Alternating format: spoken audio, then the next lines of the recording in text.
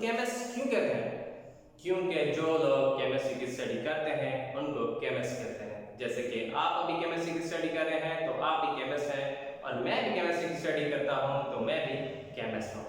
जैसे कि स्टूडेंट्स, हमने अपने पहले लेक्चर में केमिस्ट्री की डेफिनेशन के बारे में पढ़ा था, मैटर को पढ़ा था कि मैटर क्या होता है, और आपको उसके कुछ एग्जांपल्स दिए थे। आइए भी जानते हैं कि मैटर की प्रॉपर्टीज, कंपोजिशन और स्ट्रक्चर क्या होता है, जैसे कि हमने केमिस्ट्री की डेफिनेशन में पढ़ा था। आइए भी डिफाइन करते हैं कि केमिस्ट्री की मैटर में प्रॉपर्टीज, कंपोजिशन और स्ट्रक्चर क्या होता है। फर्स्ट ऑफ ऑल कहते हैं कि प्रॉपर्टीज क्या है। प्रॉपर्टीज दो किस्म की होती है, एक होती है केमिकल, दूसरी होती है फिजिकल। अब प्रॉपर्टीज क्या है, आप उसको हम चलते हैं डिफाइन करते हैं कि chemical properties of matter can be changed by chemical changes और केमिकल रिएक्शंस। अब केमिकल प्रॉपर्टीज मैटर की चेंज होती है किस तरह से? केमिकल रिएक्शन से। अब वो कैसे? देखें, कंपाउंड्स में भी केमिकली फॉर्म, कंपाउंड या तो केमिकली क्या होते हैं? बनते हैं, या तो कंपाउंड्स में भी केमिकली डिकम्पोज, या तो कंपाउंड क्या होते हैं? केमिकली टूट जाते हैं। केमिकली कंपोज का मतलब है या तो वो केमिकली जुड़ते हैं, और केमिकली डिकम्पोज का मतलब है कि वो केमिकली टूट जाते हैं। तीसरी पॉइंट कंपाउंड्स की ये है रिएक्शंस में कि कंपाउंड्स में भी chemically converted into other type of compound, मतलब एक कंपाउंड दूसरे कंपाउंड में चेंज हो सकता है। आइए जानते हैं एग्जांपल्स की तरफ से कि कंपाउंड्स में भी केमिकली फॉर्म। अब कंपाउंड्स केमिकली फॉर्म कैसे होते हैं? फॉर एग्जांपल, आप डेली लाइफ में एक एग्जांपल ले लें कि दो बंदे होते हैं, फॉर एग्जांपल न्यू होते हैं, उनकी फ्रेंडशिप पहले नहीं हुई होती, तो बाद में क्या हो जाते हैं? उनके फ्रेंडशिप बन जाती है और वो फ्रेंड्स बन जाते हैं। इसी तरह ही क्या होते हैं, हमारे पास एलिमेंट्स है केमिस्ट्री में, वो क्या होते हैं कि जैसे सोडियम है और क्लोरीन है, अगर इन दोनों को हमने आपस में मिलाया, इनकी फ्रेंडशिप करवाई, तो ये क्या बन गए? फ्रेंड्स बन गए साथ में। मतलब सोडियम और क्लोरीन को आपस में हमने क्या किया?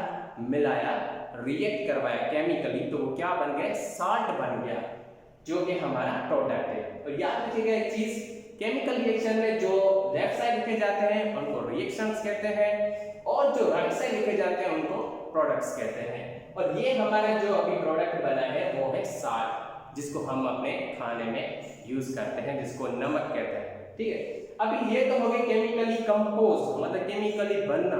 अब इनको केमिकली तोड़ते हैं। अब कैसे तोड़ते हैं? देखिए, कंपाउंड्स में भी केमिकली डिकम्पोज। अब कंपोज और डिकम्पोज दोनों ही एक दूसरे के अपोजिट वर्ड्स हैं। कंपोज का मतलब है, फॉर एग्जांपल आप मार्कर की तरफ देखें कि इसकी ये कैप और ये मार्कर। अभी मैं क्या करूं? इन दोनों को कंपोज करूं, मतलब मिला रहा। अब डिकम्पोज कैसे करूंगा? वापस इसको अलग कर दूंगा। इसको कहते हैं कंपोज और इसको कहते हैं डिकम्पोज। तो ये एक अपोजिट वर्ड्स है एक दूसरे के।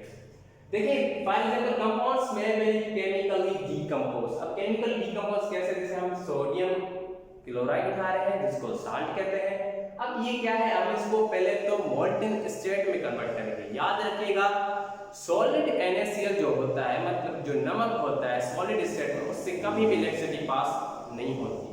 पहले हम क्या करते हैं? उसको मोल्टन स्टेट में कन्वर्ट करते हैं। अब ये मोल्टन स्टेट क्या होती है? मोल्टन स्टेट का मतलब है कि पहले उसको हम पिघलाएंगे, हाई टेम्परेचर देके सोडियम क्लोराइड को हम क्या करेंगे? पहले पिघलाएंगे, लिक्विड की फॉर्म में लाएंगे। फिर क्या करेंगे? उसको हम इलेक्ट्रिसिटी देंगे, मतलब हाई वोल्टेज को क्या देंगे? झटका। और झटके से क्या होता है? हर चीज अलग हो जाती है। तो ये कौन सी बनी हुई है चीज? ठीक है, तो देखिए NaCl, अब इलेक्ट्रिसिटी का जैसे इसको झटका मिलेगा, ये सोडियम में वापस कन्वर्ट हो जाएगा और क्लोरीन में वापस। का मतलब कैसे? देखें, याद रखिएगा एक पॉइंट, जो फॉर एग्जांपल प्रोडक्ट जिस रिएक्टेंट से बनती है, अगर हम उस प्रोडक्ट को वापस से तोड़ेंगे तो वो उन्हीं रिएक्टेंट्स में चेंज हो जाएगी। सिंपल वर्ड्स में अगर हम इसको समझाएं तो जैसे कि Na और Cl आपस में कंपोज हुए तो फॉर्म हुए, तो उन्होंने क्या बनाया? Product NaCl। अब ये ही वापस NaCl हम क्या कर रहे हैं? वापस इसको हम अभी तोड़ेंगे तो ये किस में चेंज हो जाएगा? सोडियम और क्लोरीन में चेंज हो जाएगा।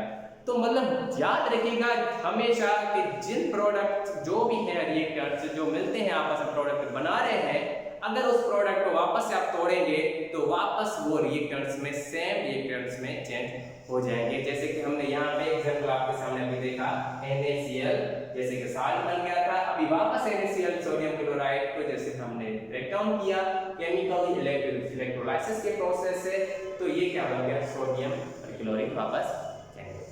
अभी आते हैं कि कंपाउंड्स में भी chemically converted into another type of compound. Compound में भी क्या होते हैं, दूसरे कंपाउंड में चेंज हो जाते हैं। पहले इनकी क्या हुई थी, यहाँ पे पहले इनकी हो गई थी दोस्ती, मतलब केमिकली फॉर्म हो गए। अब इनको क्या हुआ, ब्रेकअप हो गया बेचारों का, इनकी दोस्ती पूरी की पूरी टूट गई, मतलब दो अलग अलग हिस्सों में बट गई। अभी क्या होता है कि थर्ड एक हिस्से जाती है कंपाउंड्स की, कि कंपाउंड्स में भी chemically converted into another type of compound. इसका मतलब है कंपाउंड, एक कंपाउंड जब दूसरे कंपाउंड से मिलता है तो वो कोई एक नया कंपाउंड भी बना सकता है। वो कैसे, देखें एग्जांपल की तरफ देखें कि हाइड्रोक्लोरिक एसिड और सोडियम हाइड्रोक्साइड जो है, जब ये दोनों आपस में रिएक्ट करते हैं तो हमें साल्ट और वाटर बनता है। आपको बताते चले कि ये जो HCl है ये हाइड्रोक्लोरिक एसिड है, और ये NaOH जिसको सोडियम हाइड्रोक्साइड कहते हैं ये बेस है। ये हमेशा याद रखिएगा, जब भी एसिड और बेस आपस में रिएक्ट करते हैं तो दो प्रोडक्ट बनती हैं। कौन सी, एक बनता है साल्ट, दूसरा बनता है वाटर। तो यहाँ पे हमने क्या लिखा कि हाइड्रोक्लोरिक एसिड ने सोडियम हाइड्रोक्साइड से जब रिएक्ट किया तो साल्ट और वाटर बन गया। मतलब इससे हमें क्या नजर आया कि ये दो जो अलग अलग कंपाउंड्स है ये अलग अलग दूसरे फिर से कंपाउंड्स में चेंज हो गए। यहाँ पे जैसे HCl था, अब क्लोरीन जो है वो सोडियम के साथ रिएक्ट कर गया और ये क्या बन गया, NaCl बन गया। और यहाँ पे क्या था, NaOH मतलब सोडियम हाइड्रोक्साइड था, अभी क्या हो गया, जैसे ही Na क्लोरीन से मिला NaCl बन गया, और ये दो OH और हाइड्रोजन जो यहाँ से मिले तो ये इन्होंने वाटर बना लिया। अभी आते हैं कि केमिकल प्रॉपर्टीज तो हमने पढ़ ली कि केमिकल प्रॉपर्टीज क्या होती है, मतलब ऐसे समझें कि केमिकल प्रॉपर्टीज का दूसरा नाम है केमिकल रिएक्शंस। अभी आते हैं फिजिकल प्रॉपर्टीज क्या होती है मेटल्स की। फॉर एग्जांपल हमने आपके सामने एक एग्जांपल लिया है H2O का, जिसको हम कहते हैं वाटर। अभी याद रखिएगा, अभी ये पुरानी बात वाटर वाटर ना कहिएगा, इसको थोड़ा केमिकली एक नेम पढ़े, साइंटिफिक नेम पढ़ा करें H2O, ठीक है। तो आइए देखते हैं कि वाटर की प्रॉपर्टीज क्या होती है फिजिकल। हमने केमिकल पढ़ी, अब है फिजिकल। फिजिकल में देखा जाता है कि उसका कलर कैसा है, उसकी स्मेल कैसी है, उसका टेस्ट कैसा है, उसकी डेंसिटी कितनी है, ठीक है। देखते हैं हाइड्रोजन और ये ऑक्सीजन, मतलब ये वाटर का जो फार्मूला है H2O। अब इसका क्या है, ये कलरलेस है, इसको कोई कलर नहीं होता।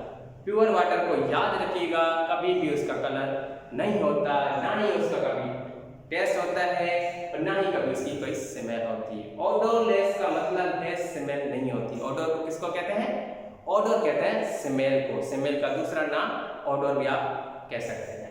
तो देखिए यहाँ पे इसको कोई टेस्ट नहीं है, इसका कोई कलर नहीं है और इसकी कोई स्मेल भी नहीं है। अभी आते हैं कि कंपोजिशन इसकी क्या होती है। देखिए कंपोजिशन H2O, कंपोजिशन थोड़ा अल्फाज पे फोकस करें कि कंपोजिशन किसको कहते हैं।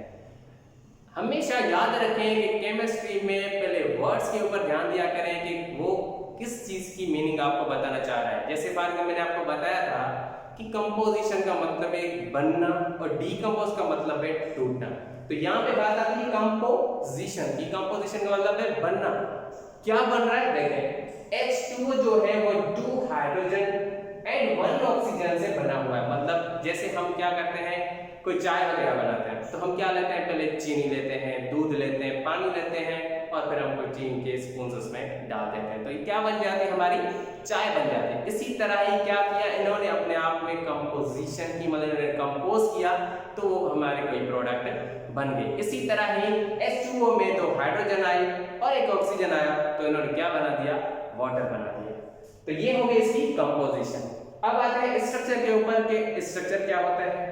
H2O का जैसे कि स्ट्रक्चर आपके सामने है कि इसकी एक ऑक्सीजन होती है और बाहर से 2 हाइड्रोजन इसको अटैच हुए होते हैं, ठीक है। तो ये स्ट्रक्चर किसका है, वाटर का। दूसरा एग्जांपल आपके सामने लेते हैं कार्बन डाइऑक्साइड का। जैसे बीच में कार्बन होता है और साइड से क्या होते हैं, ऑक्सीजन उसके दूसरी तरफ बॉन्ड में होते हैं। अब ये बॉन्डिंग का चैप्टर है, ये आगे जाके आपको केमिस्ट्री में आहिस्ता आहिस्ता समझ में आ जाएगी। तो ये था हमारा लेक्चर। मिलते हैं एक नए वीडियो की तरफ। तब तक के लिए अल्लाह हाफिज।